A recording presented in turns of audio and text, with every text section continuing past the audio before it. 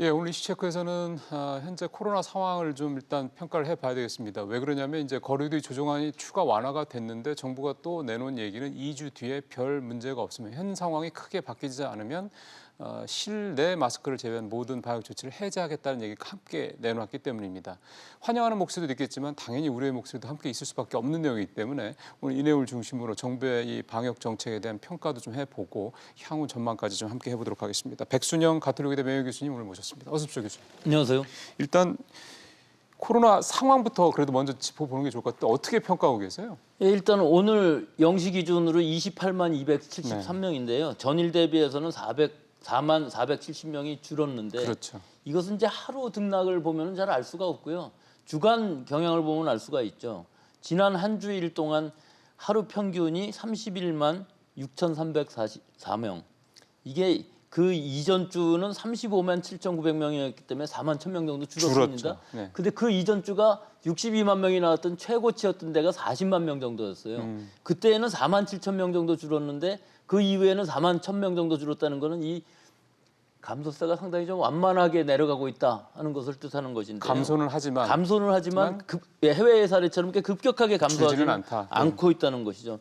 위중증 환자는 다만 좀 계속 늘어나고 있고요. 예. 이 환자 수가 정점을 찍은 시차를 두고 2, 3주 후에 위중증 환자 수가 늘어나게 되어 있기 때문에 지금 상황으로 보면 지금이 위중증 환자의 최고점을 지금 지나가고 있는 상황이 아닌가 그렇게 예상은 되고 있습니다. 최고점을 지나가고 있는 상황이다. 지나가고 있기 때문에 앞으로 한 주 정도는 더 나올 수도 있는데 문제는 사망자입니다. 사망자가 360명인데 이게 지난 2년 1개월간 즉 2020년 1월 20일 처음 환자가 나온 이후에 2022년 2월까지 사망자가 8,170명인데요. 네. 단 한 달, 3월 한 달에 8,420명이 사망했어요. 최근에 이 오미크론이 급증하면서 이 전체적인 누적 사망률은 떨어지지만 사망자의 절대수는 굉장히 많이 늘었다는 것을 뜻하는 것이기 때문에 이 부분은 우리가 지금 좀 조기 치료라든지 이런 분들의 관리가 좀 아쉬웠다고 볼 수는 있는 상황이죠. 지금 방역당국에서는 누적 치명률 얘기를 맨날 하는데 0.12%로 제가 아침에 봤거든요. 그러니까 이 수치는 진짜 방역당국에서 얘기하는 대로 뭐 괜찮은 수치인데 누적 총 인원, 그러니까 총 사망자 수로 봤을 때는 간단하게 볼 문제가 아니라는 말씀이네요. 그렇죠. 더구나 지금 하루에도 300명에서 400명 가까이 나오고 있기 때문에 이번 4월 달 한 달 동안에 거의 10,000명 가까운 사망자가 나온다 그러면 토탈에서 이 오미크론만 해도 거의 18,000명 정도 나온다면은 이거는 굉장히 큰 문제입니다. 우리가 피해라고 그러는 것은 사실 위중증 환자까지가 피해가 아니거든요.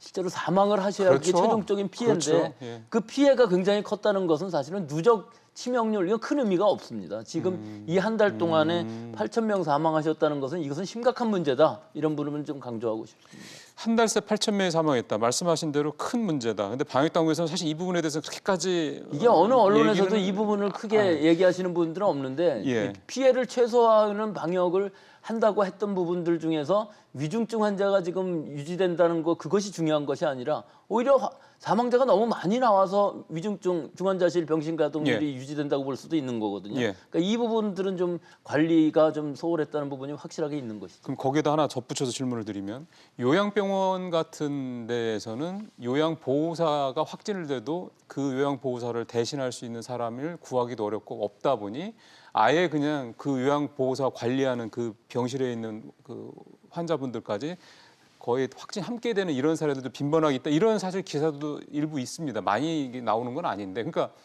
요양병원 쪽에서 대부분 고령이고 기저질환자들이 대부분이고 이런 분들이다 보니 그쪽에 사망자가 많이 나오는 게 이 전체 사망자 수가 8,000명으로 확 늘어난 거에 이유 중에 하나다 이렇게 봐도 됩니까? 한 3분의 1 정도 영향을 줬다고 볼 수가 3분의 있습니다. 1? 뭐 요양병원의 그 BCP상 어쩔 수는 없을 것으로 보입니다. 일단 간병할 사람이 아무도 없다 그러면 더 큰 문제가 될 수 있기 때문에 뭐 사흘 후에 나온다는 건 큰 문제가 아닌데 여기서 중요한 문제는 여기에 감염이 들어갔을 때 코호트 격리라는 걸 함으로 해서 증상이 있는 사람과 아직 감염되지 않은 사람들이 다 같이 있으면서 격리가 불가능하거든요. 그러면서 중증이 돼 가도 이분들을 전원할 수 있는 마땅한 치료병원이 없다는 것이죠. 즉 요양병원은 치료병원이 아닙니다. 그렇죠. 요양이잖아요. 요양이니까요.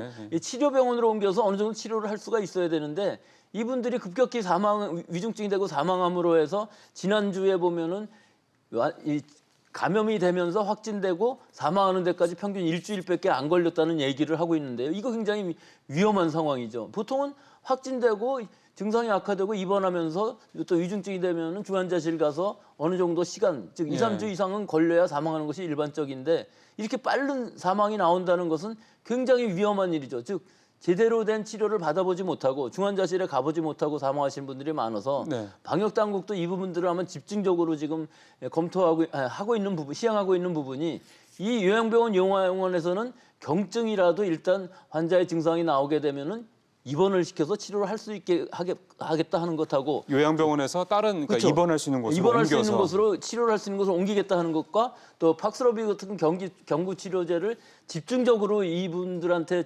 투여를 함으로 해서 위중증화율을 낮춰서 사망률을 낮춰보겠다는 것을 지금 하고 있는데 좀 늦은 감이 있습니다. 혹시 그러면 그런 상황이 지금 되고 있는 게 중증병상 가동률이 한때 지난주 28일이었나 하여간 지난주 초에 70%를 찍었었거든요.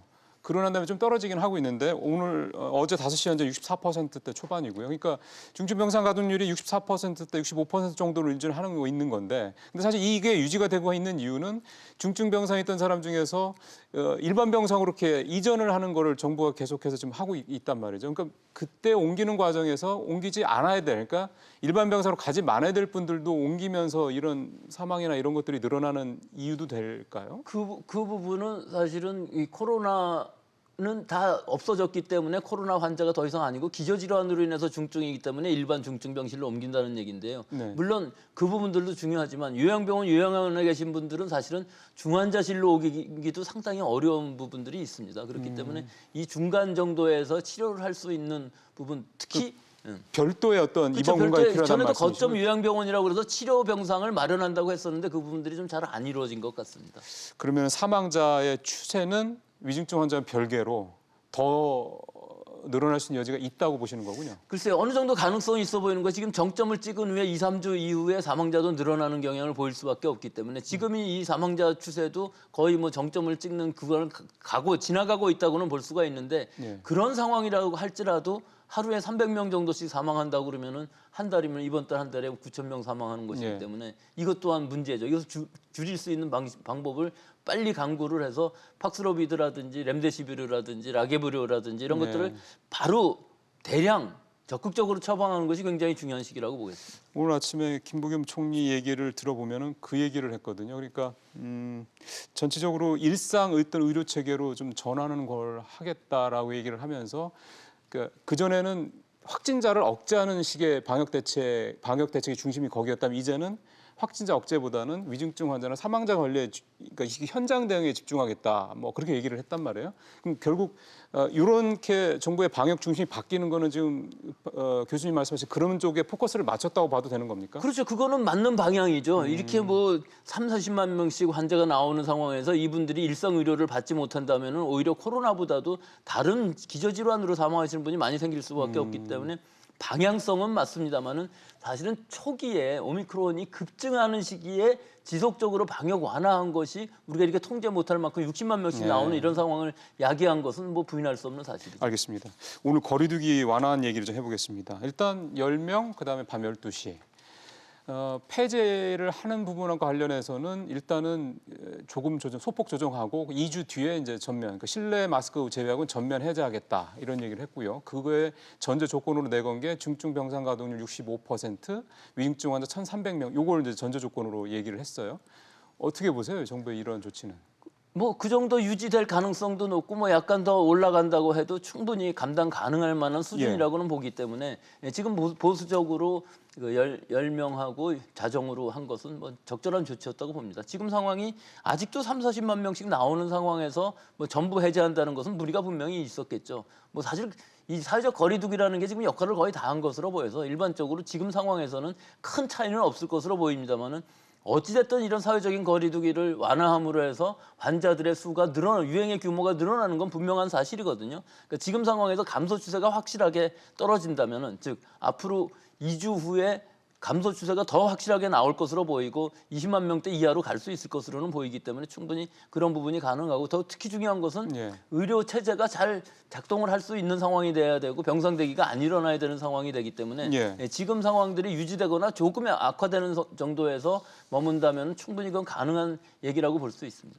그러니까 오미크론 확산 초기에 우세종대구 한참 확산될 때 그때 방역을 완화했던 그 약간 정책적인 실수 아까 이제 표현을 그렇게 하시진 않았으면 그냥 그것만 아니었으면 거꾸로 얘기하면은 이게 더 오히려 정점이 뒤로 갈 수도 있지 않았을까요? 예, 그럴 수는 있습니다. 하지만 문제는 어떤 부분이냐면 2월 19일부터 계속 지속적으로 방역 완화를 했는데요. 네. 이 정점이 급격하게 높아졌거든요.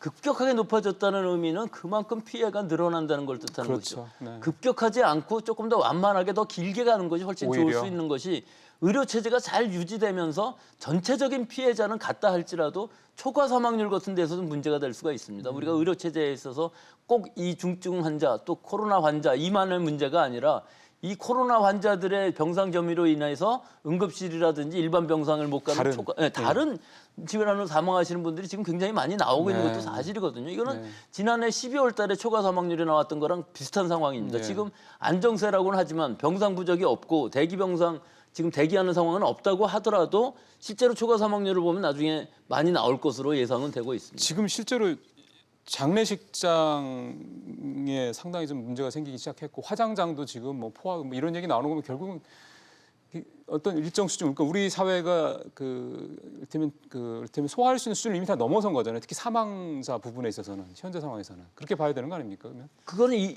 뭐 우리가 장례식장 또는 화장장이 조금 오버된다는 것은 충분히 감당 가능한 얘기지만 여기에서 우리가 잘 봐야 될 부분은 일반적으로 1년에 한 30만 명 정도 사망을 하십니다. 그렇기 때문에 하루에 700명, 동절기엔 좀 더 많이 나오고 가절기엔 조금 덜 돌아가시는데 지금 코로나 사망자만 300~400명인데 그렇죠. 전체적인 사망자가 1000명 이상 되고 있거든요. 그렇기 때문에 이 통계상으로 보면은 코로나 사망자만큼 초과 사망자가 나오는 것으로 추정이 되기 때문에 지금의 상황은 이게 결코 좋은 상황이 아니라는 것이죠. 내년에 이제 초과 사망률 통계가 나와 보면 알겠습니다만은 올해 3월, 4월에 코로나뿐만 아니라 코로나로 인한 다른 질병에 의한 사망자들도 조기 치료가 또는 응급실 병상 부족으로 인해서 치료가 늦어져서 사망하는 사람들이 코로나랑 비슷한 정도의 숫자가 나올 것으로 저는 예상하고 있기 때문에 이 부분은 사실은 심각한 위기 상황이 지금 지나가고 있는 거지만 인식은 하고 있지 못하다는 것이죠. 사실 사망자 부분은 그렇게까지 이렇게 두드러지게 얘기는 많이 안 되는 것 같긴 합니다. 지금 교수님 말씀 들어보니까 더 그게 느껴지는데요. 정부가 이번에 거리두기를 또 완화하면서 스텔스 오미크론 얘기는 변수로 또 얘기를 하긴 했는데요. 스텔스 오미크론이 그러면은 지금 분위기로 봤을 때 이를테면은 완화를 전면해야지 2주 뒤에 전면 해제를 하지 않을 수도 있을 만큼의 못할 만큼의 어떤 변수가 될 수 있다고 보세요? 아니면 없다고 보세요? 뭐 그 정도 변수는 아닐 것이라고 보시고. 봅니다. 왜 그러냐 하면은 우리나라에서는 해외 나라들이랑 다르게 좀 오미크론 유행 자체가 좀 시차가 있게 늦어졌습니다. 그랬죠. 그 영향으로 인해서 오히려 스텔스 오미크론 BA2의 그 유행이 거의 겹치는 상황이 돼버렸거든요. 그렇기 딴 데는 때문에 끝나고 나서 생겼지만 다른 데는 끝나고 나서 다시 리바운드 재확산이 됐는데 비해서 우리나라는 아예 그 하나의 커브 자체가 굉장히 높아지는 상황이 됐고 또 이 뒷꼬리가 더 늘어날 수밖에 없는 즉 30%에서 50%까지 전파력이 강하기 때문에 3월 넷째 주까지 56.3%지만 뭐 이번 주 들어게 되면 우세종뿐만 아니라 시간의 문제지 지배종이 될 것이거든요. 그렇죠. 그럼 90% 이상 된다 그러면은 감염되는 사람의 전체 숫자는 더 늘어날 수밖에 없습니다. 그러니까 지금 감소폭이 완만하다는 의미 자체가 이 BA2의 영향으로 천천히 떨어진다는 거죠. 즉 BA1은 줄어들지만 BA2가 더 전파력이 강하기 때문에 전체적으로 이번 한 달간은 수십만 명 정도, 즉 10만 명에서 20만 명 정도 계속 나오는 상황이 될 수밖에 없기 때문에 해외의 사례처럼 갑자기 떨어지는 일은 우리나라에서는 안 생기고 이것은 뭐 크게 위험하지는 않지만 장기간에 걸쳐서 하여튼 사망률이 나올 수밖에 없는 상황이기 때문에 이 부분들은 우리가 좀 오랫동안 의료 체제를 잘 돌봐야 된다는 부분이 있죠. 그러면 현재 상황을 감소세 전환된 상황을 뒤집을 정도의 변수는 아니지만 어쨌든 오래 갈 거다 좀 더 그렇게 봐야 된다는 말씀이시네요. 그렇습니다. 새로운 변이가 또 나올 수 있습니다. 있죠. 나올 수 있는데 여기서 한 가지 좀 주의해야 될 부분 뭐냐면은 우리가 지금까지 뭐 수많은 변이주들이 나왔었는데 사실은 그 변이주들이 이렇게 전 세계적으로 대유행을 한 경우는 별로 없었습니다. 이번 오미크론은 그렇지 않거든요. 즉 우리 인구에도 지금 거의 50% 정도 감염된 것으로 추정할 수가 있는데 이런 정도 상황이라 그러면은 우리가 예방 접종률이 굉장히 높고 그렇죠. 백신 접종 많이 받은 데다가 자연 감염된 사람들이 50% 이상 된다 그러면은 사실은 우리가 그전에 생각하지 않았던 집단 면역에 가까운 수준. 집단 면역은 어차피 불가능합니다. 남아있긴 하겠지만 집단 면역에 가까운 수준이 될 수 있기 때문에 이 얘기는 뭘 얘기를 하냐면 새로운 변이주가 나온다 할지라도 우리 인류의 이 숙주의 면역력 자체가 굉장히 높아져 있는 상황이기 때문에 크게 위협이 될 수가 없다는 거죠.